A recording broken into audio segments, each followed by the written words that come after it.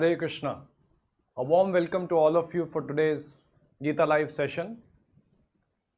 We have a very juicy topic today. The topic is traps of Maya. हम सभी को पता है कि हम लोग माया जाल में फंसे हुए हैं. We are trapped by Maya. So what are the traps? How we get entangled? How Maya cheats us? These are some of the subject which we will cover in today's discussion. So before we get going, let's start the session with prayers. Request all of you to kindly fold your hands. You can also join me in offering the prayers. It is very important that we pray to the Lord, seek His blessings, and only by the blessings of great Acharyas, of Chaitanya Mahaprabhu, of Lord Shri Krishna, we can understand these confidential subject matters. So please join me in offering the prayers.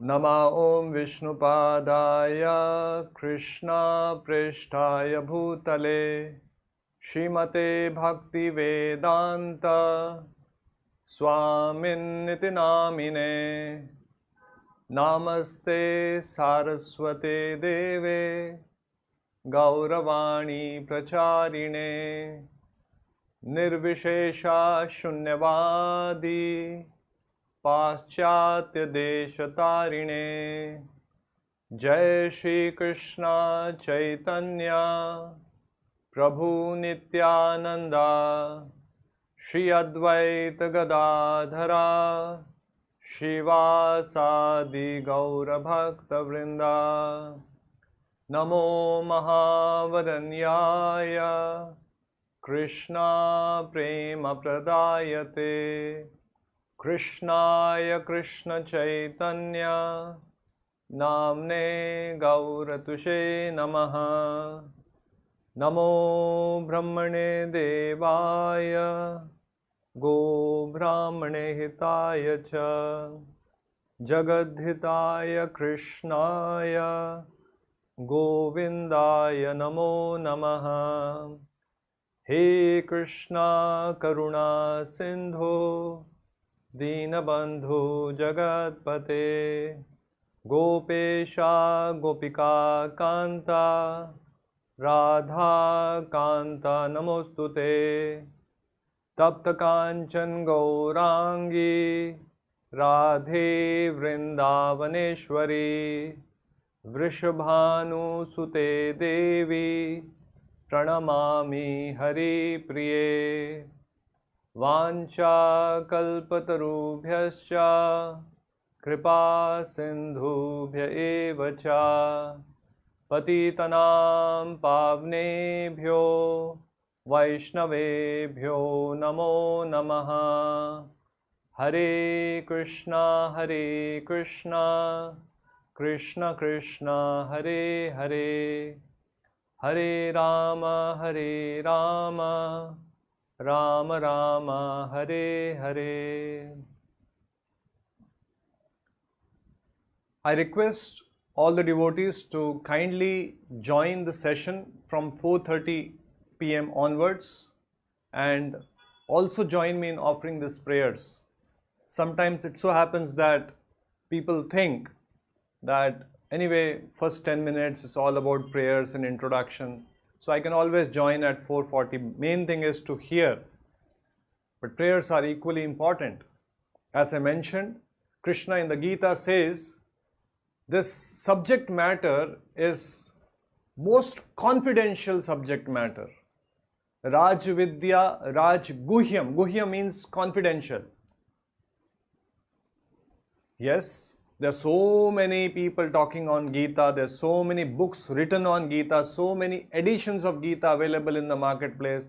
You Google Bhagavad Gita and you can download a free copy. So how can it be confidential? It is confidential because unless we have the mercy, unless we have the blessings of the Lord, we cannot understand the subject matter.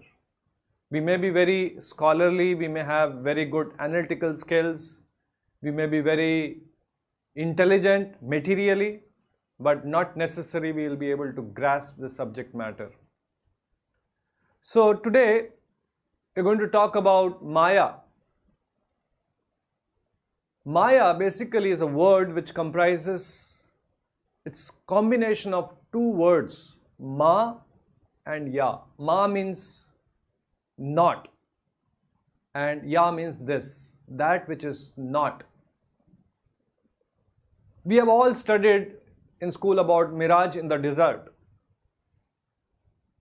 Even when we have gone on highways, we get a feeling that there is some water body, something simmering like a water, or in a desert mirage. And at times it so happens that animals who are parched with thirst and they are looking frantically for water, they get cheated with a mirage and they run towards that water body thinking that there is water, and they keep running. Moment they reach the point where they have seen the mirage, the water body does not exist. But they don't give up the hope, because again from a little distance they are able to see another mirage. So they keep running in search for water and eventually die out of thirst, and they never get water in desert. So likewise, Maya also is illusory energy of the Lord. Just like mirage is an illusion, likewise Maya, it's a Shakti of the Lord, it's energy of the Lord. Devi Esha Gunamayi Mama Maya Dhurataya. Krishna says in the Gita that this illusory energy of mine is very, very difficult for a person, for a conditioned soul to overcome. To come out of the influence of Maya, it's not easy. In fact, the entire spirituality, the path of spirituality involves waging a war against Maya. Maya is trying to defeat a sincere practitioner. It's energy of the Lord.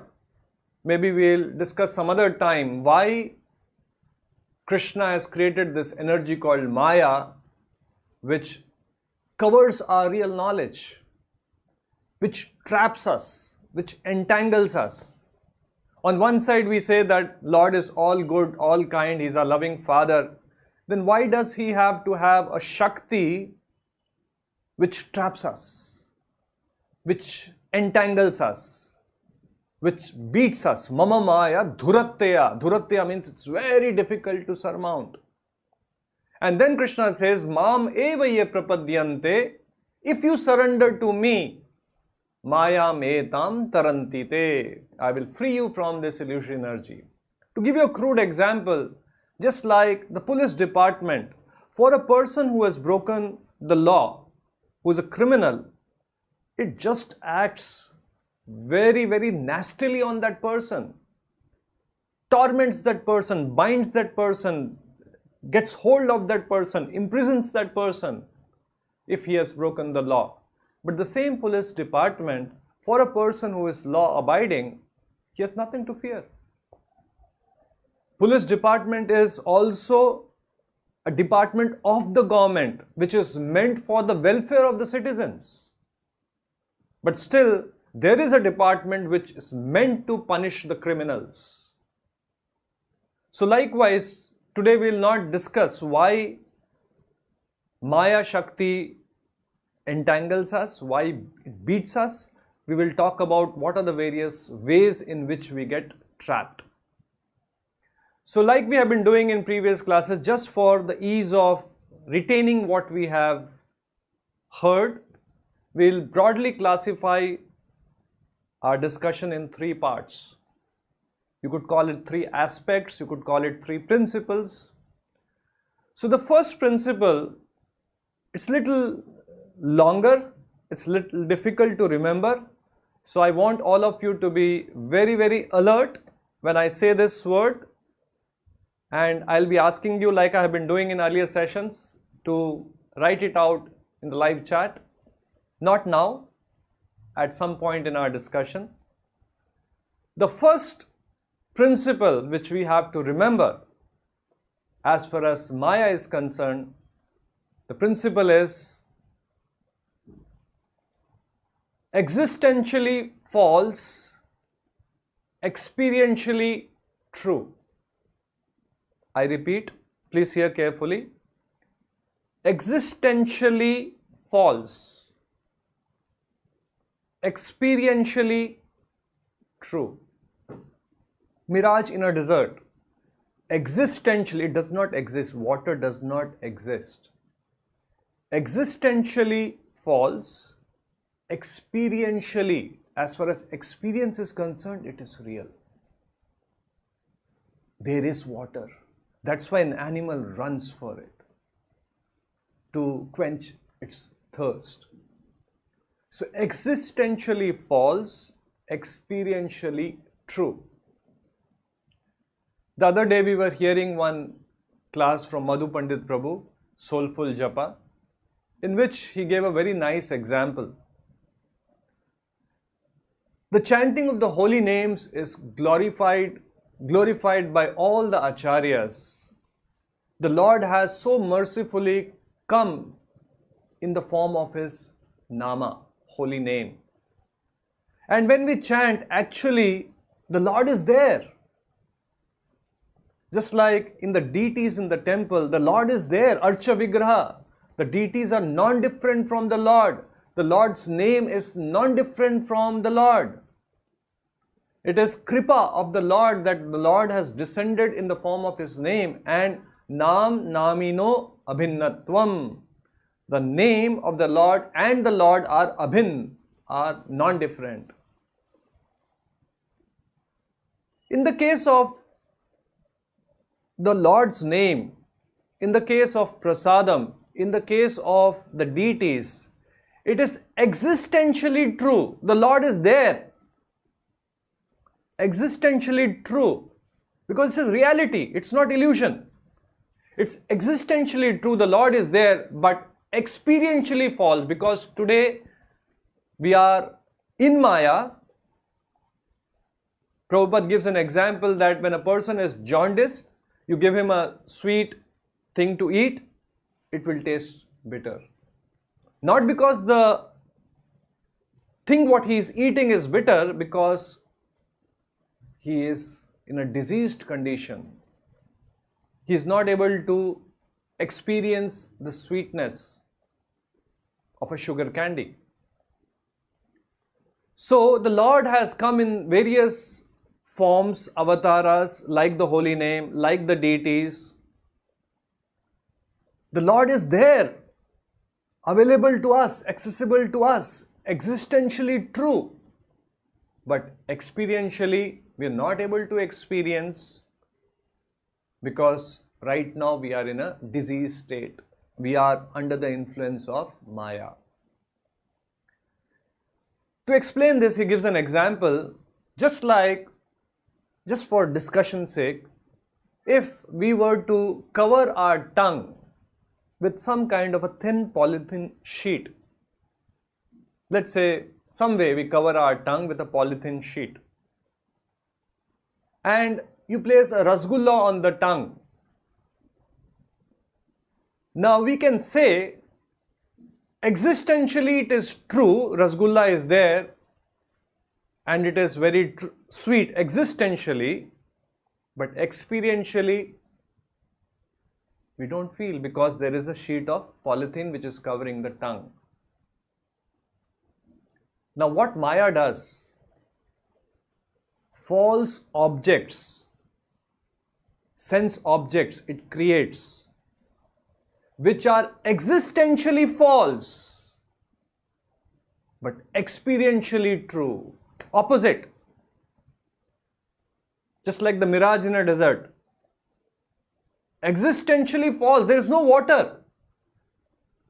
The so-called beauty of this material world, so-called beautiful women, to which madly, vice versa, man to woman and women to man, get helplessly attracted.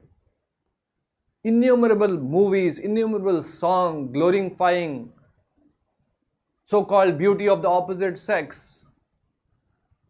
It is existentially false. It doesn't last. It is temporary. But experientially, it is true. When a man is mad in love with a woman, for him that woman is embodiment of Sat, Chit and Ananda. He doesn't want anything. He is ready to give up anything, even forgets eating, sleeping, mad in love. Experientially true, but existentially false. Prabhupada gives a very nice story. He tells this very nice story to explain this fact. Please forgive me, I might use words like, women beauty, it's illusion. This is not to demean anyone, not to demean any gender, just to bring about this point. How we get trapped. It is not that women are Maya. For women, men are Maya. Maya means what? We are getting trapped by the illusion. We are not as soul men or women. This is designation of the body. So in that sense, we should not feel hurt if we are talking about women are Maya or men are Maya. Maya is illusion, and we all as soul get trapped in the illusion. So once there was a person who got attracted to a beautiful woman, and he tried making a lot of advances,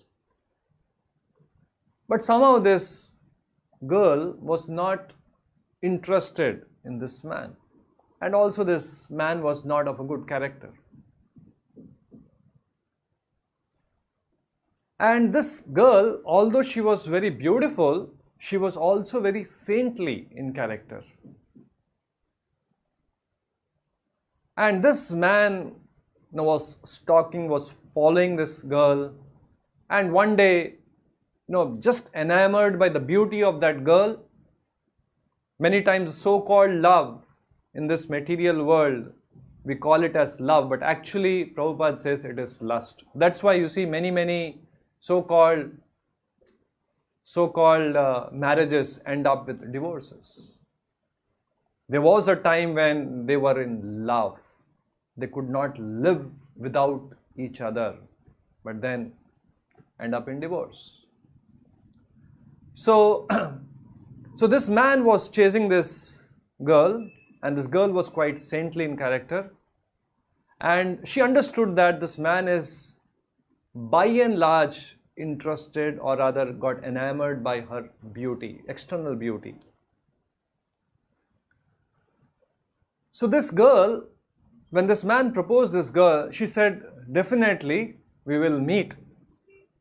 But my request to you, can we meet after a week? I am busy with something, but for sure I would also like to meet you. But can we meet after a week? So the man accepted.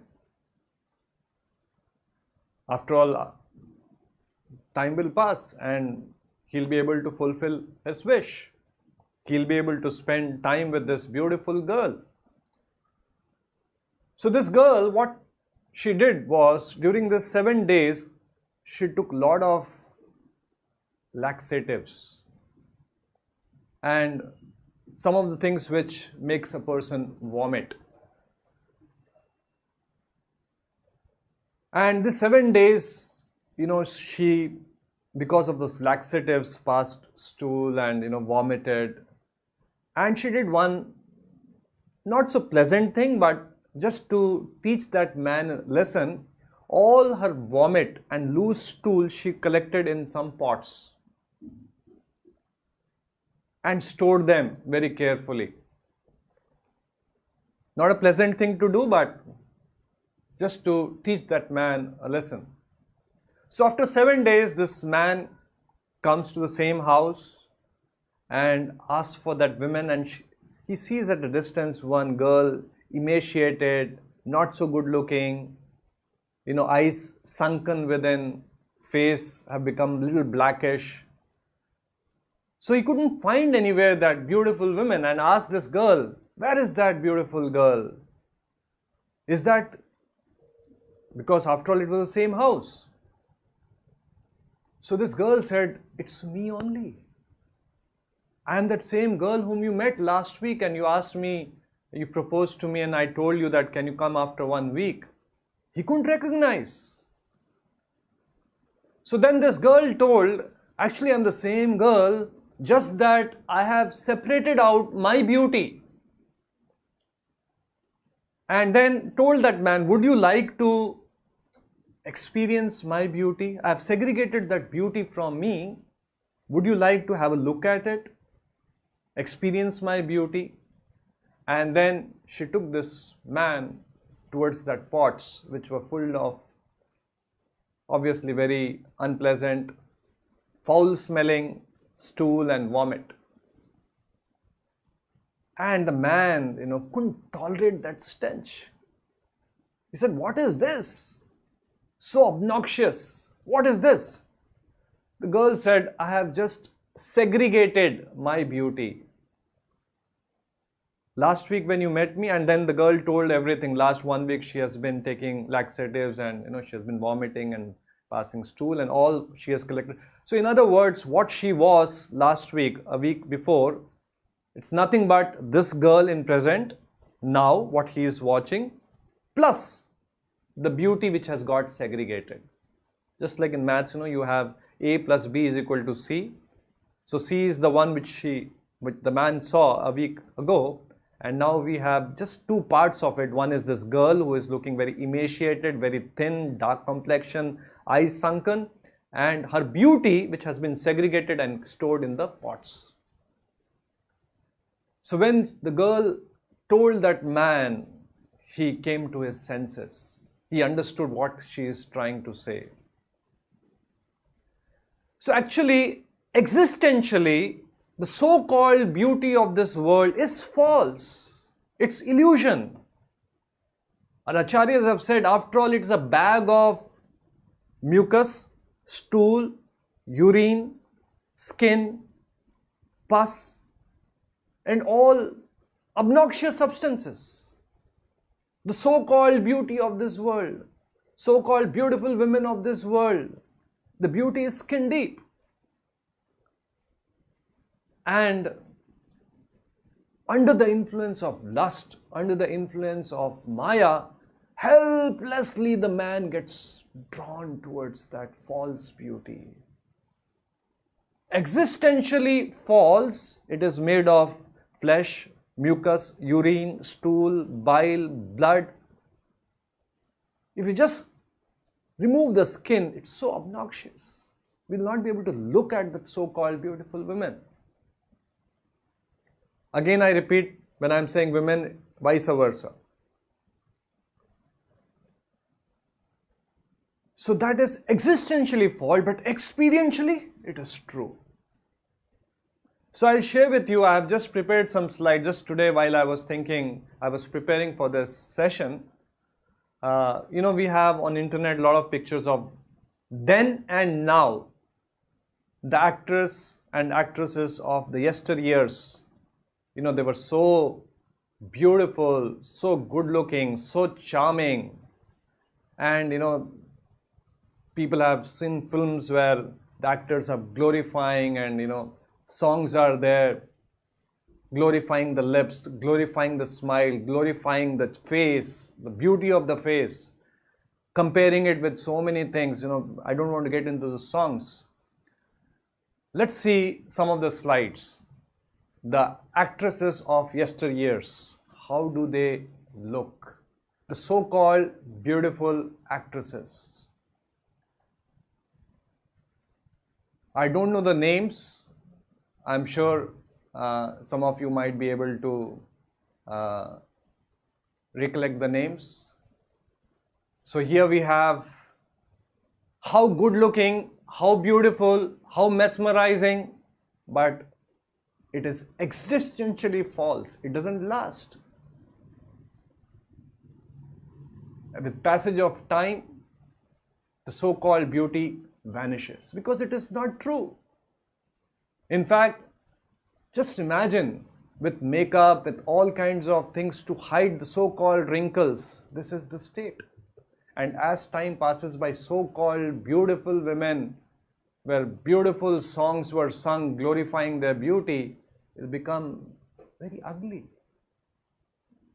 Face will be full of wrinkles, foul smelling. So this is existentially false, but experientially true. And Maya's trap is to trap us in this illusion. We fall trapped to Maya and so-called get enamored by so-called beauty of this world and forget the beauty of all-loving, all-beautiful, all-attractive Supreme Lord. We are Amsha of the Lord. Actually, we should be attracted to the true beauty of the Lord. That is our true state.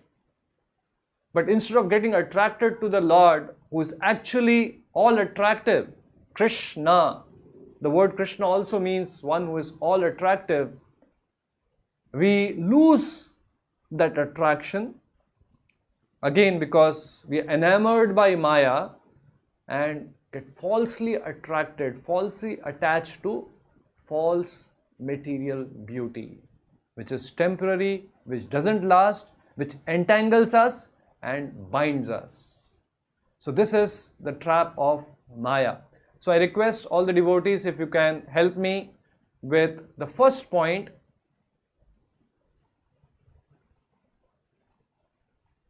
In the live chat, if you can type it out, the first point which we covered. Maya is, let us wait. Yeah, here we have Rohit, exists.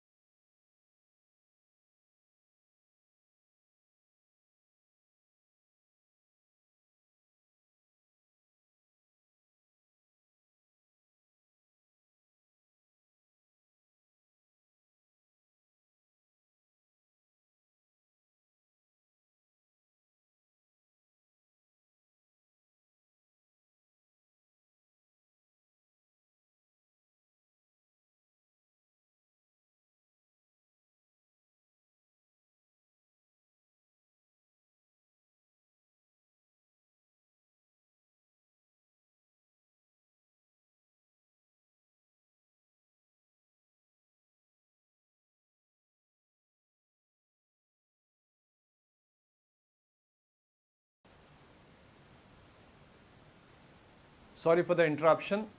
So first point, existentially false, experientially true.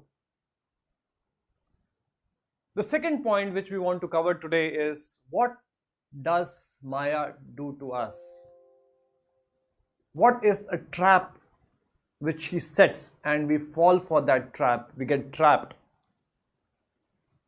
The trap, what Maya does is that it covers our real knowledge. So please remember the point, the heading, the principle, covers real knowledge. Srila Prabhupada explains Maya has two energies, two parts. One is called Avarnatmika Shakti, and the second one, the second division is called Prakshapatmika Shakti. Avarnatmika Shakti, what it does is, it covers the real knowledge of the living entity, of the soul. Srila Prabhupada shares with us this wonderful story. Once, Indra was cursed by Brihaspati.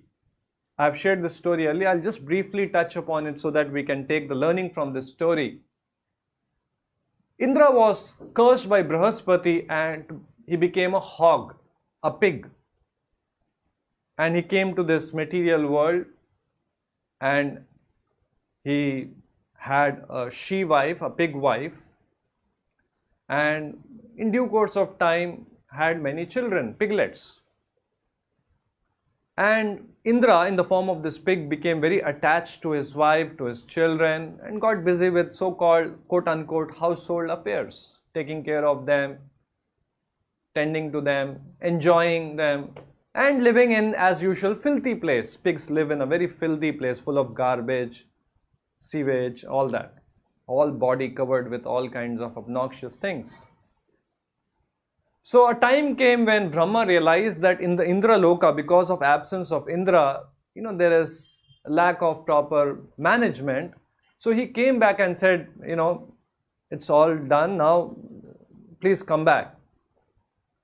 But Indra, in the form of pig, had got attached to that so-called worldly life, had forgotten the so-called life in Indra Loka, the heavenly happiness, the heavenly enjoyment. And he got attached to his wife, attached to his children, and he was reluctant to go back. He says, no, this is fine, I am enjoying. Although he's living in a filth, he's thinking that he is happy. So Maya covers the real knowledge.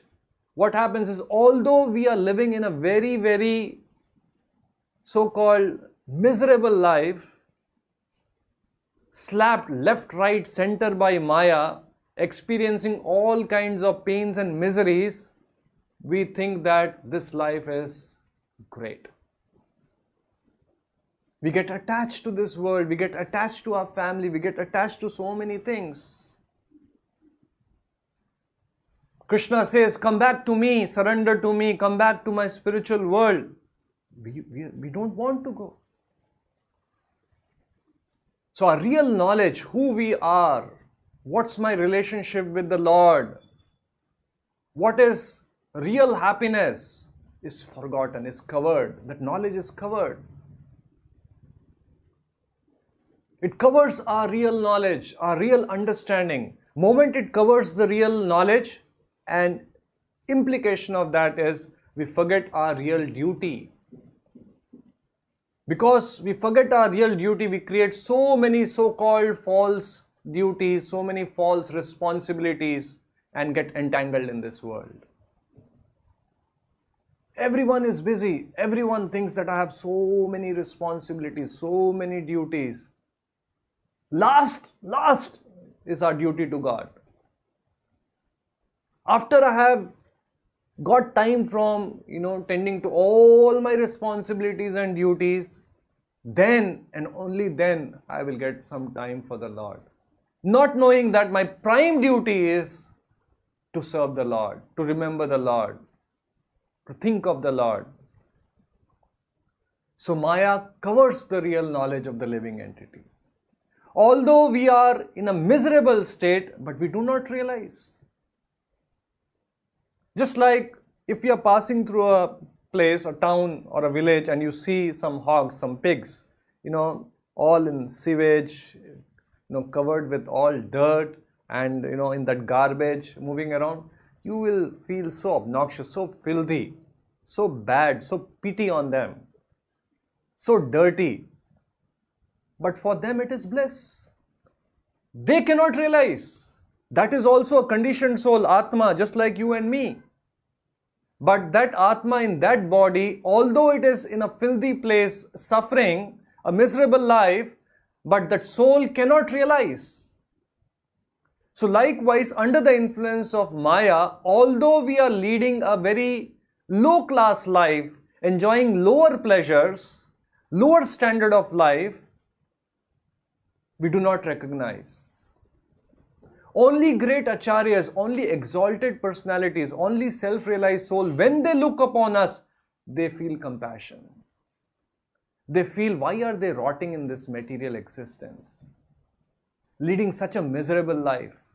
Srila Prabhupada, when he went to America, on board Jaladuta, the ship in which he went, he writes, before reaching Boston, he writes, "Oh Lord, why are you taking me to a miserable place?" Generally when we go to America, first time when I went to America, typically we have heard so much about America, so advanced nation, all wonderful infrastructure, good roads, flyovers, bridges, very scenic.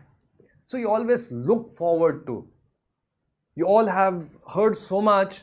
You always look forward to it. Will be a very pleasant experience. I can go and enjoy that beautiful country, replete with all kinds of resources. Srila Prabhupada, when he went to America on the order of his guru, he's writing, "Oh Lord, why are you taking me to a miserable place?" Because he is not in illusion. A self-realized soul can see that they may have big skyscraper buildings, they may have all material resources, but under the influence of Maya, they all are entangled. They all are suffering. The standard of life, the standard of enjoyment is very base. When he went to America, he saw hippies. They were all from good families, rich families, but they have given up those families and they are drunk, lying on the streets, at times naked. For them, this is life, this is enjoyment. Womanizing, drinking, smoking, gambling. But a person who is self-realized can see how much they are suffering, forgetful of the real purpose of life, real goal of life. So what Maya does, the second principle is, covers our real knowledge, and that is done through a subdivision of Maya which is called Avarnatmika Shakti. It covers the real knowledge of the living entity. Today, we all have an understanding that, if we have a lot of money, a lot of wealth, I can enjoy my senses, gratify my senses, and I will be happy. The whole world is actually moving. The economic development, prosperity which we are gunning for is basis this understanding. More prosperity, more money, more sense gratification, more opportunities to gratify, to enjoy our senses, more we will be happy. But this understanding is wrong. The real understanding is taken away by Maya.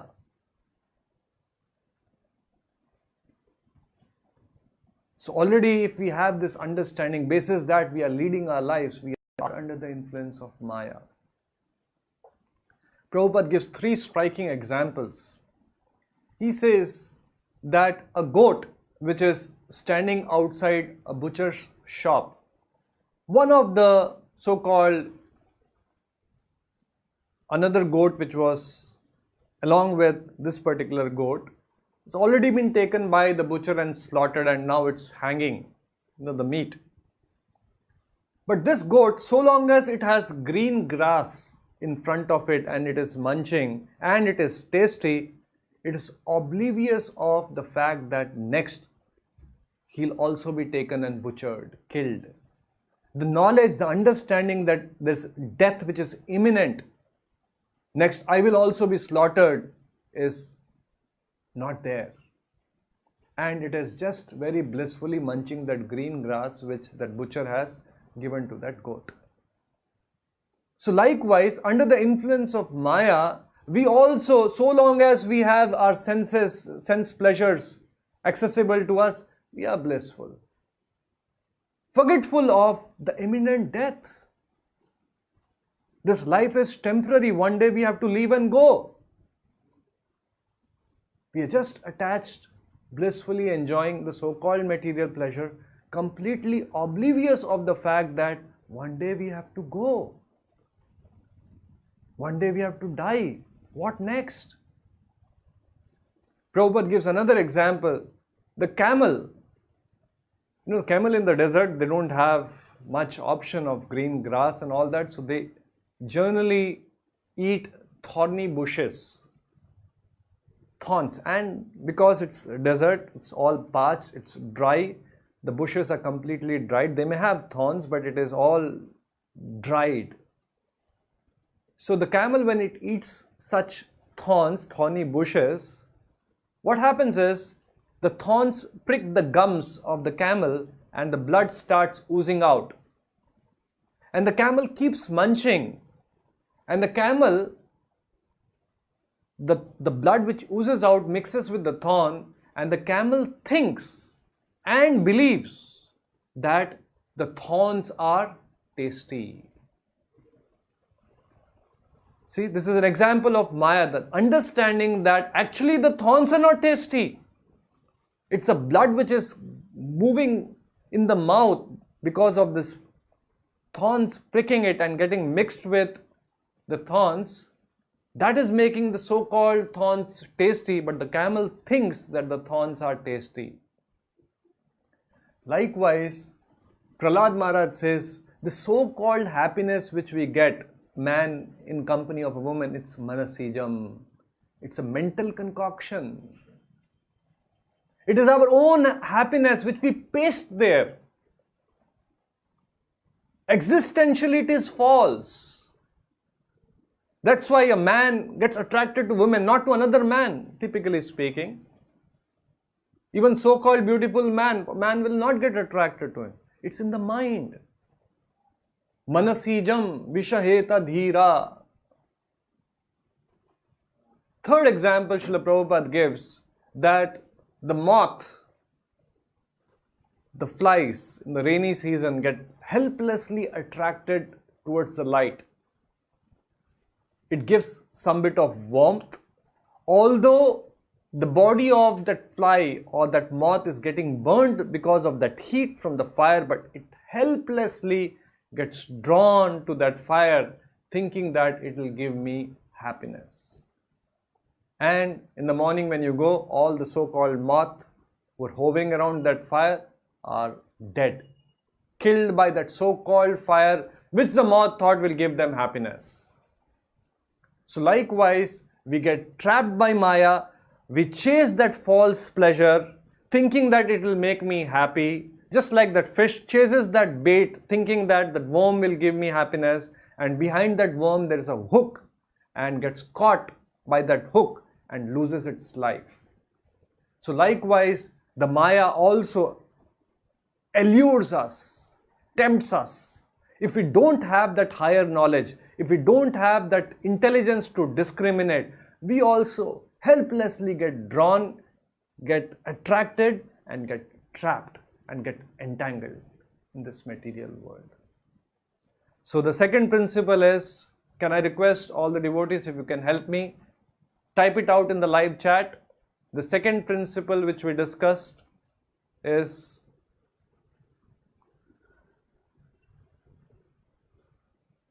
covers real knowledge from Haribol, Krishna. Very nice. I can request others also while we move on. Existentially false, experientially true, first principle. And the second is Maya covers the real knowledge, makes us forget who I am. Just like under the influence of intoxication, if a person drinks wine or liquor, he forgets who he is. He forgets all his so-called problems. So likewise, Maya makes us forget our real identity. So before we get into the third principle, we will have some kirtans. I request all of you to be with us, participate in this very melodious kirtans which we have compiled for all of you. And then immediately after the kirtan gets over, we'll again come back to our discussion and continue with the third principle.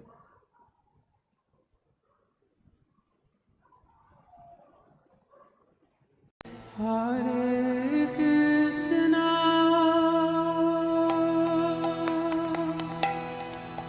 Hare Krishna,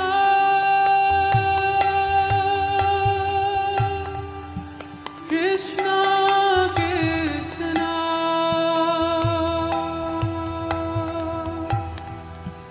Hare Hare.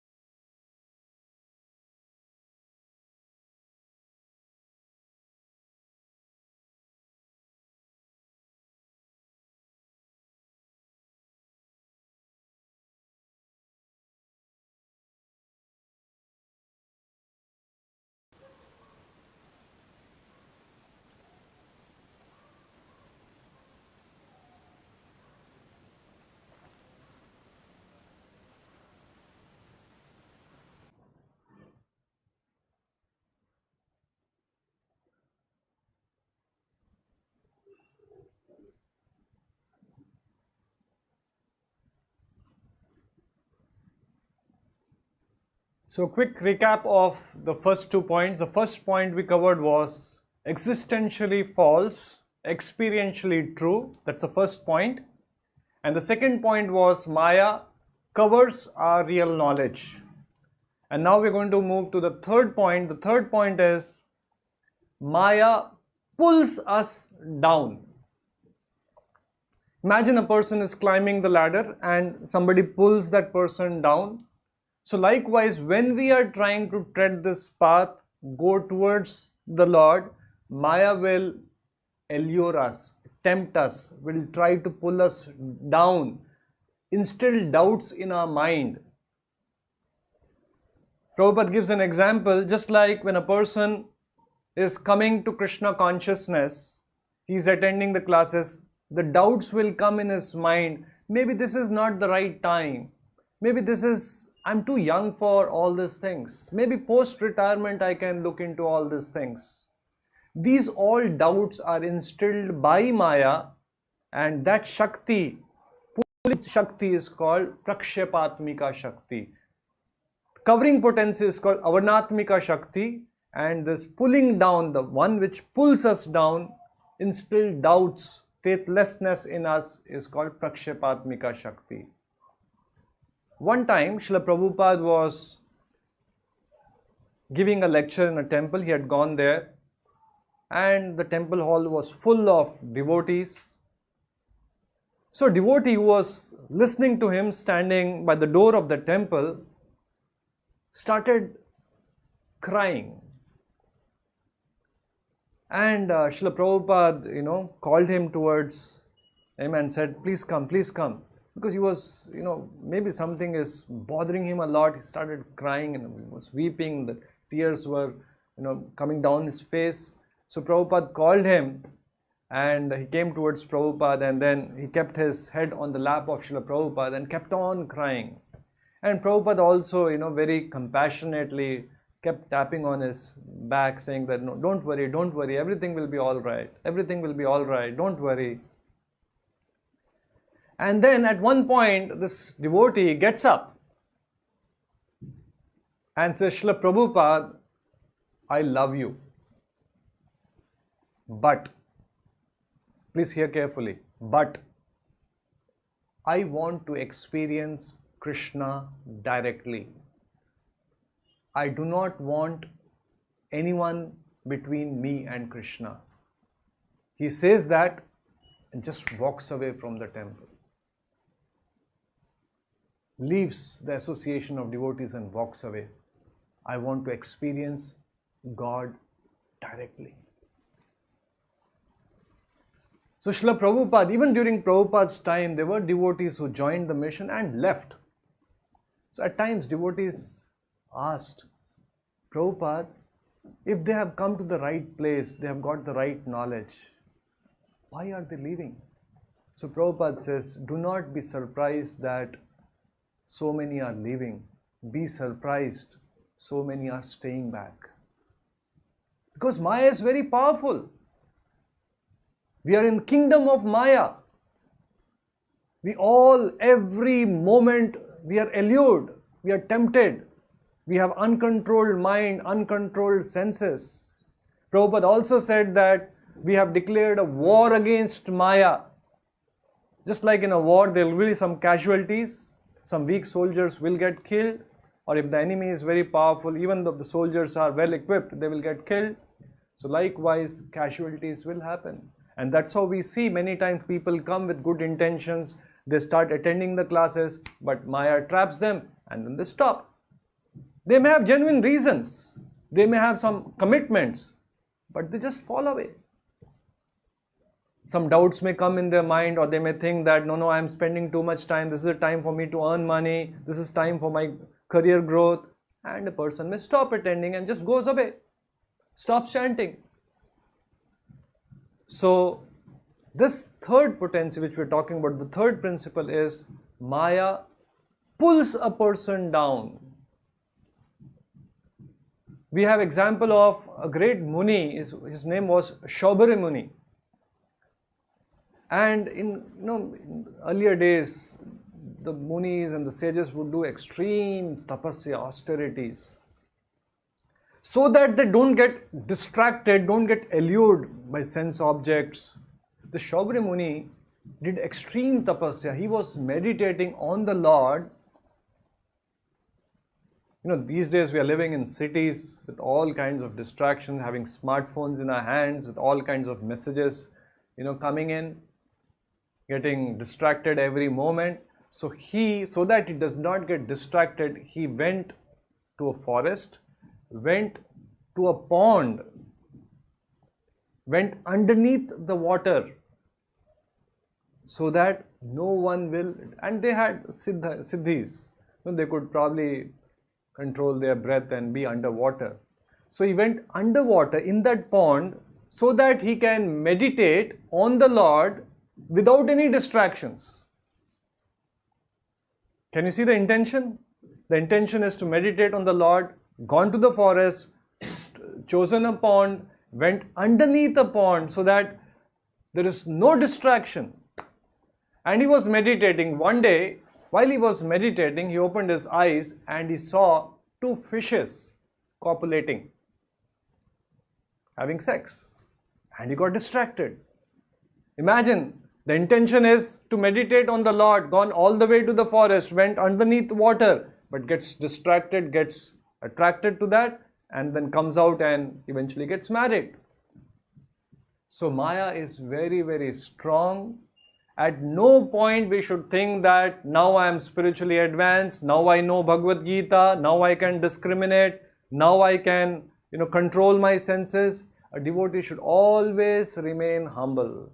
Always, while he is trying to practice the principles, while he is trying to follow the instructions of the Gita, of the great acharyas, he is trying his best to follow the principles. Mistakes can happen. Simultaneously, while he is struggling to come out of Maya, to not fall trapped to Maya, he is begging the Lord, constantly praying to the Lord. Oh Lord, please save me. Please keep me in the shelter of your lotus feet.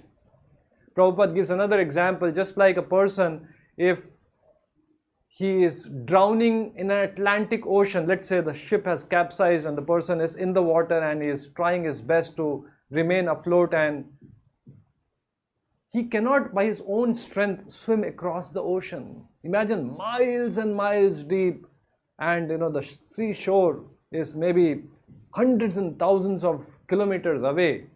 Even if he's an expert swimmer, he cannot on his own come out of that ocean.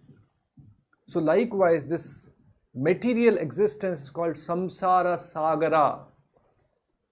Vishaya sagare. Vishaya sagara means it's an ocean of sense enjoyment. And we have inclination to enjoy our senses, uncontrolled mind, uncontrolled senses. So we are trapped by Maya. Vishaya sagare, we have fallen in this ocean of material existence. So if we have to come out, we need the blessings, the mercy of great acharyas, of the Lord himself. While we struggle to come out of Maya, practice the principles sincerely, we also beg and pray to the Lord, knowing that only by their mercy, only by their grace, we have a hope that we can avoid falling trapped to Maya and come out of this material existence. So we'll stop here. I request all the devotees, if you can help me with all the 3 points. Already we see some devotees have already written. Others can also join and write all the 3 points. The first point, existentially true. So existentially false, experientially true. And then the second point and the third point. So we have Chatur Reddy, we have Sindhu, Amilani, Amitabh, Shivastava, Sanjay Tank. Very nice. So why we cover 3 points is because it's easy for us to retain that information. Just if you could have those headings in your memory, if probably you can note down something, just by hearing that heading, probably you will be able to recollect whatever we have discussed in the session today. So it just helps us in, otherwise many times we can talk so many things and we just forget whatever we have heard. So we'll take up some questions. The first question is from Mrs. Sadhana Gupta. The question is the material existence temporary or false? Kindly clarify. Prabhupada explains that this material existence is real. This material energy is real, but it is temporary. It does not last. It is not eternal. Bhutva bhutva praliyate. It comes into being, stays for some time and gets annihilated. So this material energy is real. This material creation, the manifestation of this material energy is temporary. It is not lasting. It is not eternal. The energy is real. This question is from Archie. Does soul experientially feel happiness or mere body pleasure sensations? Is happiness real? Why does Bhagavad Gita 2.14 verse mentions happiness? Is there a difference between pleasure, happiness and bliss? Very good question. The soul is intrinsically part and parcel of Krishna, and intrinsically being part and parcel of Krishna is Sat, Chit and Ananda. Sat means eternal. The soul never dies, doesn't cease to exist. Chit means it is full of knowledge, and Ananda means it's blissful, it is happy, it is contented, because it is Amsha of the Lord. The Lord is also reservoir of Satchit Ananda, and the soul being Amsha of that Lord is also blissful. But when we come in this material world, we get covered by a material body, and the soul identifies with the material body because of ahankara, false ego. Manas, buddhi and ahankara. Because of false ego, we identify ourselves with the body, identify with the sensual pleasures, and think that the sensual pleasures will make me happy. My source of pleasure is the pleasure which I obtain by gratifying my senses. This is because of false ego. That's why Krishna in the Bhagavad Gita says, Ramante yogino anante. Yoginas who are self-realized soul, who have realized that we are not the body, they are always in bliss. Brahma Bhuta Prasannatma. One who realizes that I am Atma, he is Prasannatma. But right now our happiness is conditional, because I have identified with the body. If the body is full of pain, I am in pain. If the body is so-called enjoying, I feel I am enjoying, because I have identified with the body. Just like these days, again a crude example, IPL. The matches are happening. If you're identified with Chennai Super King team, if the team loses, you feel I am losing. But you are not Chennai Super King. You have identified with that team. Therefore, all this happiness and distress which we experience is because of false identification. But intrinsically, the soul is always happy. And when we realize our true position, by advancing spiritually, we will be always happy. The next question is from Amber Garg. I have a question that why Maya covers the life when a devotee has engaged the japa priority and stopped to do the prior activities with the same place. The question is, why does Maya acts and covers the real knowledge and pulls a person down? The answer is very simple. Just like we have an examination board, an examiner, it gives a question paper, it gives a test. If you pass the test, then you're eligible to go to the next level. Let's say if a person is in the 4th class, at the end of the 4th class, after the academic year, there is a final exam. There's a test given. And the objective of the test is, please understand, it's very important for us to understand why Maya gives us test. If you pass the test, then you are eligible to go and study in the 5th class. There is no point to getting promoted to the 5th class if you fail in that exam in the 4th class. That means you have not learned the lessons well. It's better to remain in the 4th class. Otherwise, you will be not able to understand what is the subject being discussed in the 5th class, and we will unnecessarily be a nuisance in that 5th class for other students. And assuming that we graduate also, we would have not learnt our lessons well. Assuming there is an engineer or a doctor who passes out and he has not assimilated the subject well, if he passes out, he will not be able to do his duty well. So likewise, Maya keeps us away from the Lord, because if we are rebellious, if we are disobedient, if we are not lawful, if we are not willing to surrender to the Lord, there's no point in approaching the Lord and disturbing the Lord and disturbing other devotees. So just like we have exam board which tests a person, when a person passes the test, he gets qualified to go to the next level. Likewise, when we tread this path, Maya will give us different tests. If we pass the test, we go to the next level of Krishna consciousness, next level of relationship with the Lord, next level of reciprocation with the Lord, next level of attachment with the Lord. And if we fail the test, we remain or we degrade. So just like an examiner board, exams have a place in this world. So likewise, the Maya is like an examiner who gives different tests just to see whether are we really sincere, are we really wanting Krishna, or just treading this path for some material gains. If our intention and if you're not sincere, then Maya will trap us and we'll get distracted from the main path. But if we are sincere, if we pray to the Lord, then we pass the test and come closer to the Lord, become self-realized. This question is from Sudipto Chatterjee. How to deviate mind from Maya's trap? Many a times we fall in traps of Maya and feel guilty afterwards. How to overcome this challenge? If you remember, last session we discussed, we all will go through 4 stages. The first stage is hopeless defeat. Maya has trapped us. Every moment we are hopelessly getting defeated by Maya. That's the first stage. Then when we come in touch with a bona fide spiritual master like Srila Prabhupada, we start following. All of a sudden we cannot become pure. All of a sudden we cannot control our senses. All of a sudden we cannot pass the tests.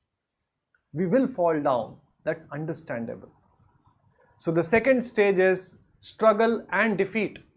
We are struggling not to fall trap, but we will get defeated by Maya quite often.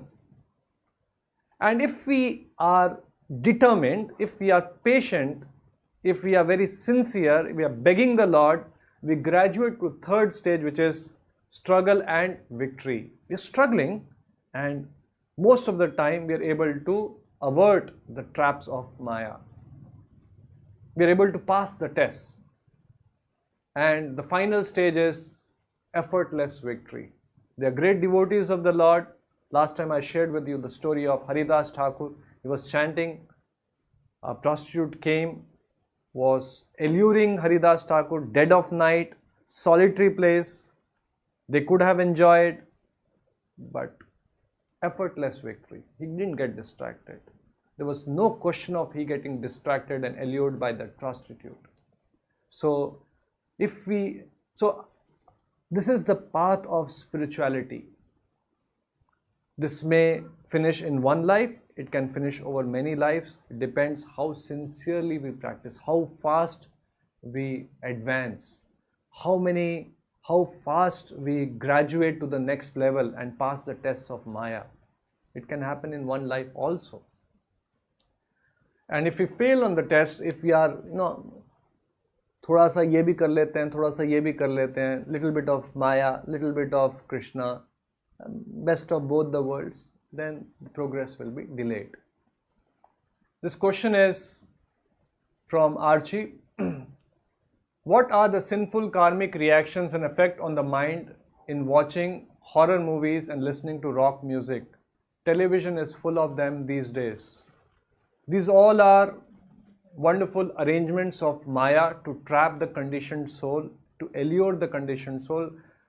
The details can be varied. These days, you have all kinds of channels, you have all kinds of, Netflix and, all Hotstar, Amazon Prime, all kinds of channels streaming videos, documentaries, and endless allurements for a conditioned soul. So we have to be careful. Kaler dosha nidhe rajan, this Kali Yuga is an ocean of faults. But there is one good quality, and what is that? If we take shelter of the Lord by chanting His holy names, then all the ill effects of the age of Kali, we can keep it at bay. It is possible. Prabhupada has created this institution where we can take shelter of this institution and try our best to sincerely follow the principles and keep Maya at bay. So Prabhupada has given us the morning program, the morning sadhana. If we chant around sincerely, if we offer our prayers, beg the Lord, then we have a hope that in spite of so many allurements, we can remain on a spiritual platform. This question is from Rohit Gangadhara. In our folk culture, we often come across Atma Sakshi or conscience, which gives good sense and warns us of bad decisions. If it is true, what is the Vedic perspective? Does intuition refer to the mind or to the super soul? In the Vedic perspective, in the Bhagavad Gita, Krishna says that He is present in our hearts as super soul. Sarvasya chaham hridi sanivishto. So we talk about conscience, we talk about there is an inner voice which guides us what is right, what is wrong. Actually, it is a super soul. Krishna says, from me comes knowledge, remembrance and forgetfulness. So when we are doing something wrong, that guilt feeling is coming because the Lord is present. He is our well-wisher. He is prompting us, okay, this is wrong. But at times we are adamant. We are so much lusty, so much rebellious. We don't want to listen to the Lord. We want to listen to our senses. We want to listen to our mind. And hence we get tempted. Otherwise, it is the Lord who is our well-wisher and who is constantly striving to guide us, to bring us on the right path.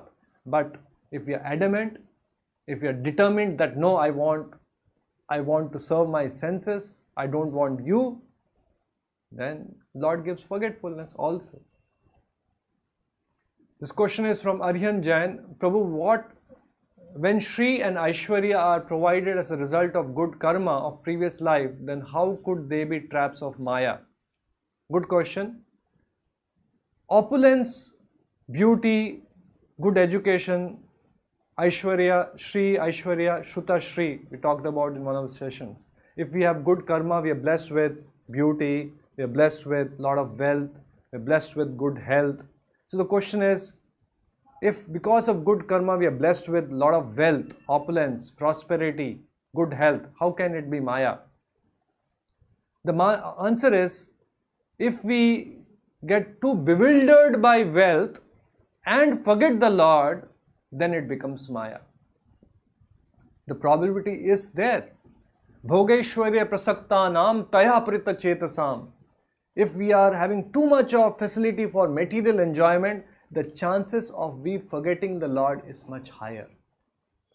The chances of person not attending the session when there is something very alluring like IPL is much higher. So, they were great Rajarishis living in palace amidst opulence, Parikshit Maharaj, Bharat Maharaj, Ambrish Maharaj, but they were very Krishna conscious.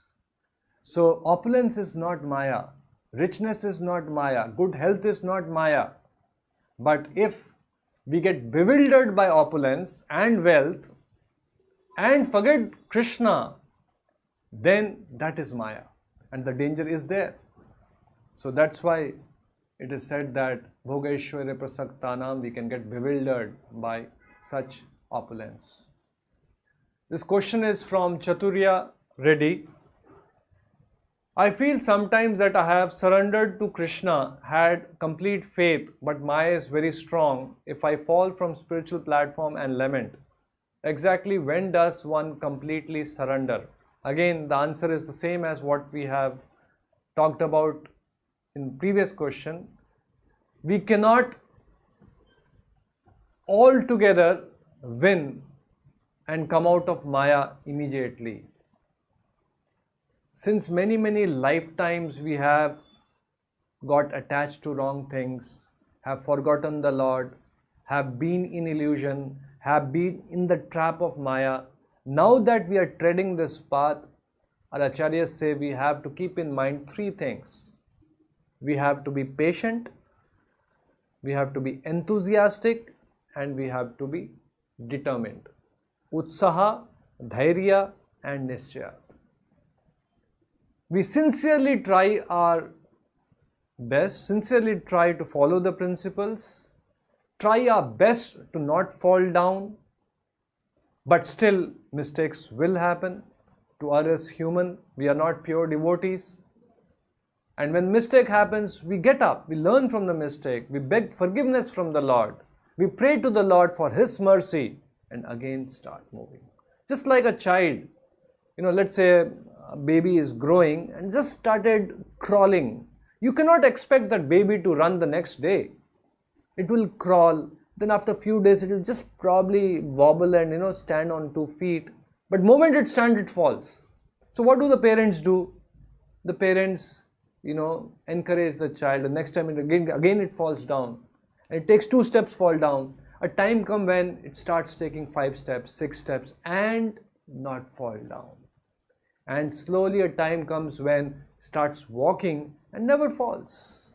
A time comes when the baby starts, so-called baby grows up and starts running. Never wobbles and fall down. So likewise, we are like that baby who have just started treading this path. We have started crawling, we have started wobbling, we started walking. Mistakes will happen. We may fall down. But we learn our lessons, try our best not to repeat those mistakes, beg the Lord, sincerely pray, and keep continuing on this path. This question is from Lakshmi. Though Maya is external potency of Bhagwan, how is it more powerful and traps a devotee? How to overcome from Maya in day-to-day life? Kindly advise how a devotee falls down in spite of taking shelter of Achyuta.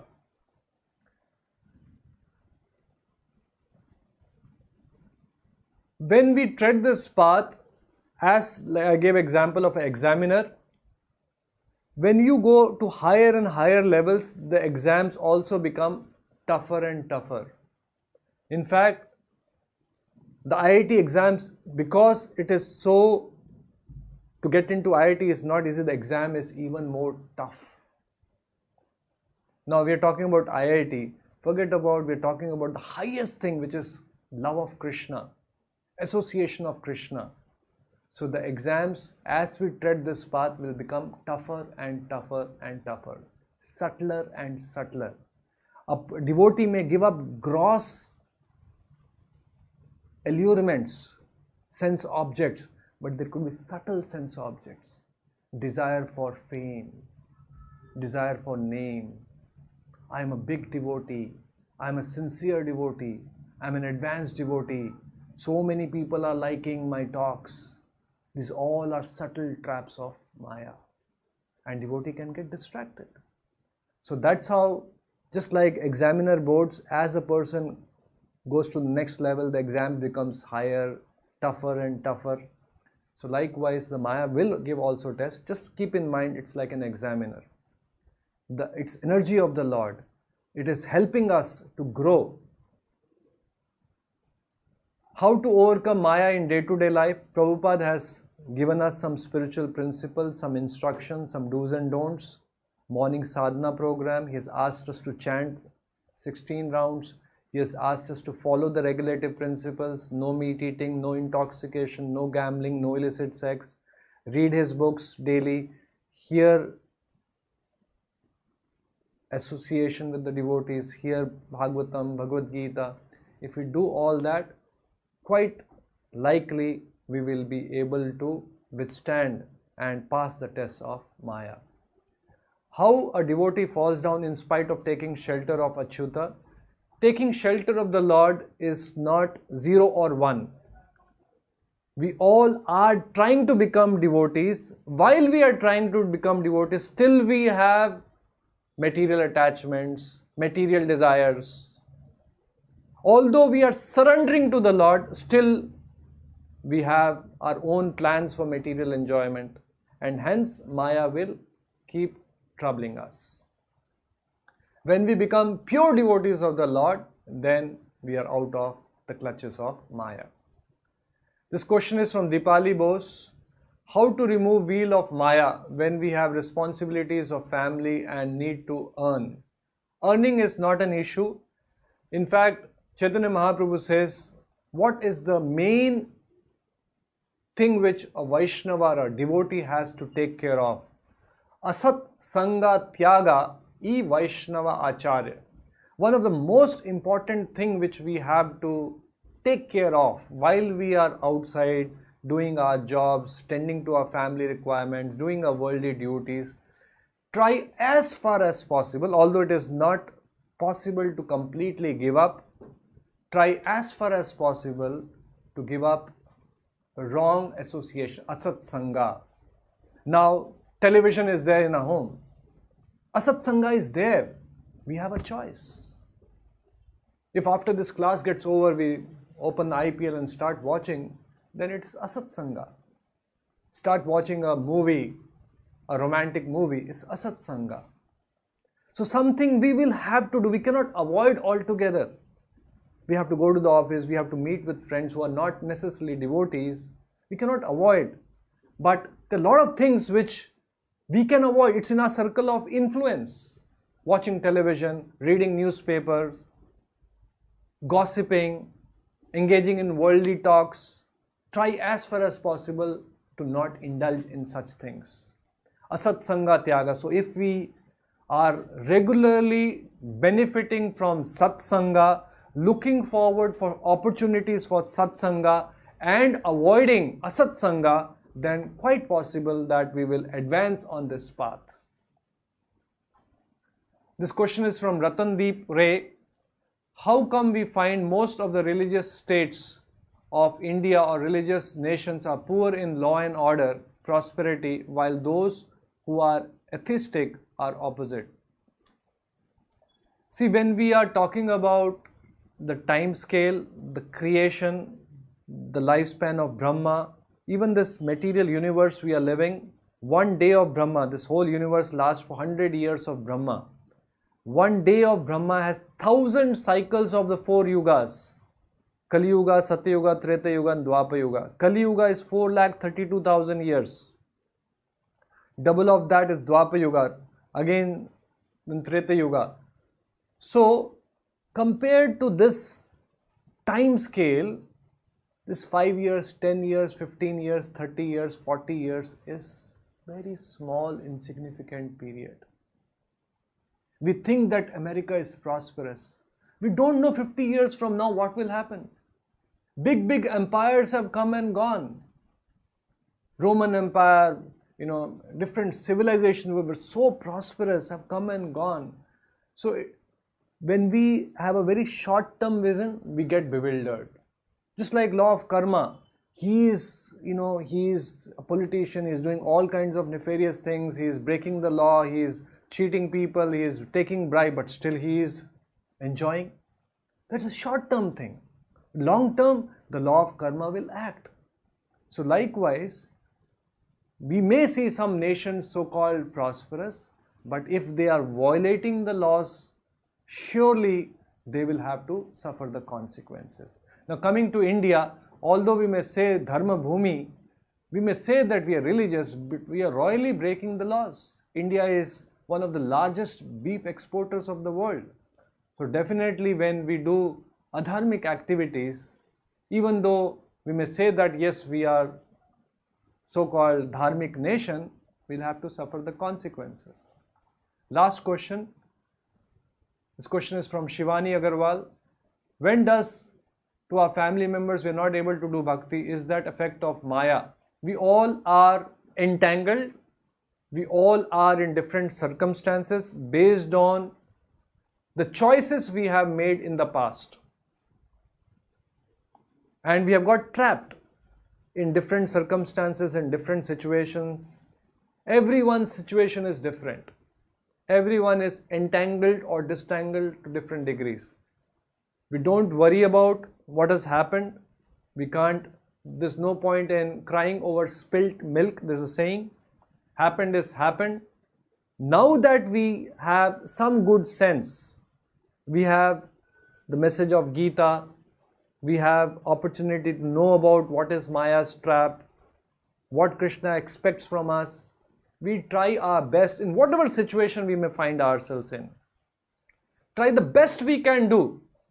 Krishna is Bhavagrahi Janardana. He is looking how much sacrifice, how much inclined we are to follow him. How much we are willing to sacrifice. Krishna is not seeing whether you are contributing 5 rupees, 10 rupees, 100 rupees, 5,000 rupees or 5 lakh rupees. He is saying how much are you sacrificing. So in whatever circumstances you are, how intensely you are trying to remember the Lord. Who knows, you may be able to give 5 minutes only. Maybe we may be able to give 5 hours. But who knows, in that intense circumstances which is so difficult, you are struggling and somehow giving 5 minutes, that is very pleasing to the Lord.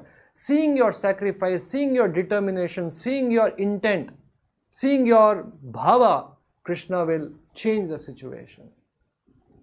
So do the best you can in the given circumstance. Do the best you can. Everyone cannot do the best. Absolute best in the sense, everyone cannot 5 hours, attend the morning program, chant 16 rounds, read for 1 hour. Everyone may not be able to do, the circumstances may not permit. But do the best you can. Best you can, and then they say, take 1 step towards Krishna. Krishna is willing to take 10 steps towards you. But Krishna's steps are much bigger than our steps. But we should be willing. We should endeavor to take that step. And then Krishna will definitely guide us, help us in our journey towards him. So with this, we will stop today. It was nice to have all of you with us for the session. Look forward to having you again next Sunday, same time, 4:30 p.m. Hare Krishna.